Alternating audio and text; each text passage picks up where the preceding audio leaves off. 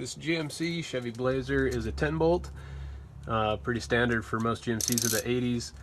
So what you need is your 13mm socket, and you just want to go around all these bolts, loosening them all up.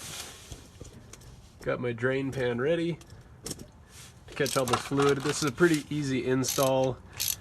What you always want to do is leave this top bolt intact the whole time. So let me pause this and I'll crank these all out, and I'll show you why we leave the top one intact. So we've got all of the bolts out and we left in this top one. So the top one, as you take that out, will hold this whole cap in place while it drains. So it could be a little tough to get off. Just take a flathead screwdriver. I'll move this back so you can see it drain.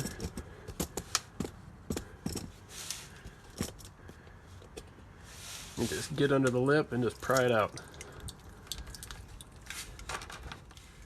Pretty easy. So as this drains, we left this top bolt in, where I showed you in the camera, so that this lid doesn't come falling off of here. And then once that's drained, you can take out this last bolt.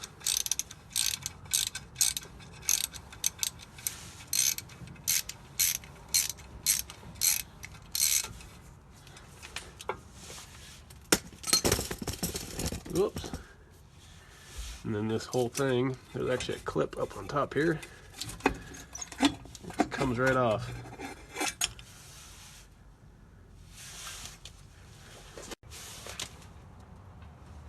Now that that's drained, we want to remove all of this old RTV gasket maker that people had put on here, or old gaskets if you have them on there. There's still old gasket on this mating surface, so all this old crap you want to get off of this differential so that when you put your new one on, it'll be flat. Just work your way around. And this is nice, it just peeled right off. So we're all cleaned up. What I'll do is take a rag and clean all this old oil out of the bottom of this pumpkin, just to make sure any of the resting particles, any old deposits are cleaned out of there as much as possible, just so the new fluid is truly new and not get mixed in with all the old stuff. We are going to make our own gasket. The first thing you want to do is make sure you get the proper gasket maker for these. You can't just buy any gasket maker. You need a high temp, so pretty easy, high temp. That's actually made for this application. So if you use other, various different gasket makers and it's not for this application, they'll blow out and they'll start leaking and you'll have issues. So in applying it, you just want to, fairly thick. Make sure you just go around the whole perimeter of the differential cover. I always put, around the holes a little bit more.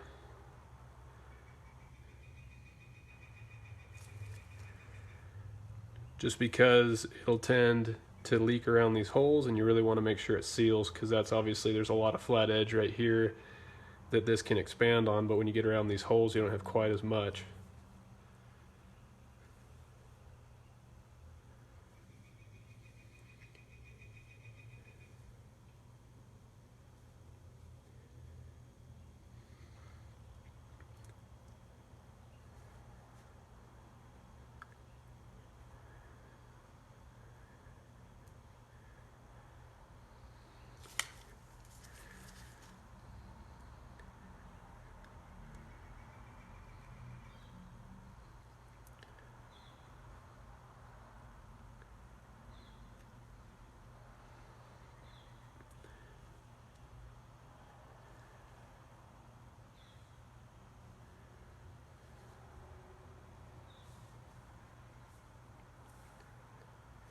Okay, now we will just let this set up for about 5-10 minutes, just so it's tacky on this differential cover before we actually made it up to the truck.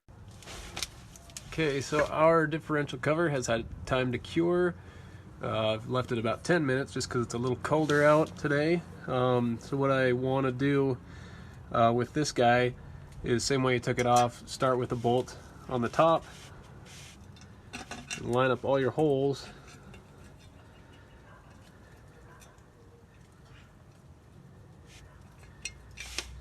Start over here because I can't see that one. Okay. And then that is kind of sticking as it is, and you just want to go around and put in a few bolts to hold this thing in place for the time being. You don't want to smash it down with your hands because this gasket maker still has to have time to cure up and form a proper gasket. So you want to make sure that this is stuck onto your differential evenly.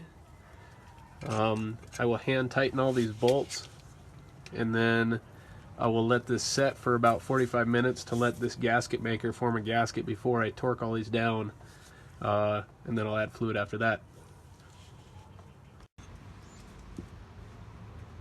Now that the gasket maker has had about an hour to cure, we want to make sure that we torque all of our bolts down, and I start at a star pattern and I take them all down to about 10 foot-pounds.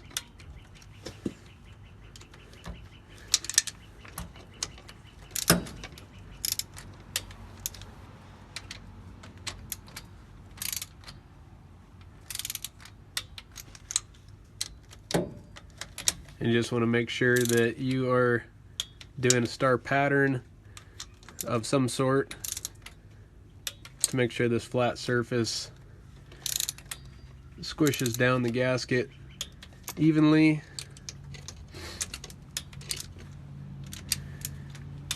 And then what we'll do is take all the bolts down to about 22 foot-pounds for this differential. So once I've got those torqued down to spec, we will move to filling the housing with new gear fluid.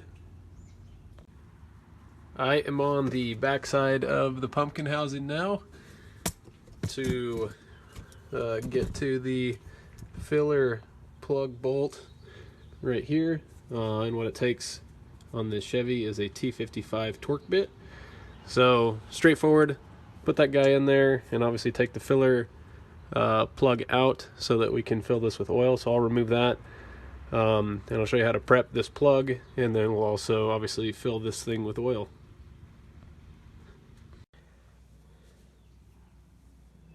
So with our drain plug out, we want to make sure we put thread sealer on all these pumpkin drain pans for your differential. So thread sealant, and you just paint that stuff right on the threads. I use quite a bit.